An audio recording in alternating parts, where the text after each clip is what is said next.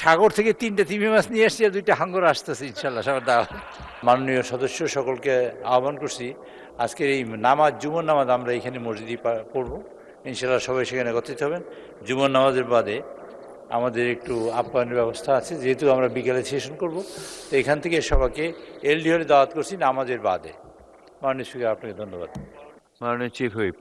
আমি আপ্যায়নের কথা বলছি, আমার বন্ধুরা সবাই বলছে বলেন মধ্যাহ্নভোজ, সুতরাং মধ্যাহ্নভোজের ব্যবস্থা করাই হবে ইনশাল্লাহ।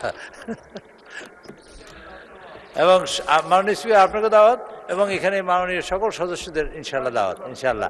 এলডি হলে বলেছি, এলডি হলে আপনার নামাজের বাদে আমরা সেখানে যাবো ইনশাল্লাহ। ভাই আপ্যায়নে সবই হয়। মাননীয় সদস্যবৃন্দ, এই সাগর থেকে 3টে তিমি মাছ নিয়ে এসছি আর 2টা হাঙ্গর আসতেছে ইনশাল্লাহ সবার দাওয়াত। মাননীয় সদস্যবৃন্দ, সংসদের মসজিদে জুমার নামাজ এর জামাত 1টা 15 মিনিটে অনুষ্ঠিত হবে।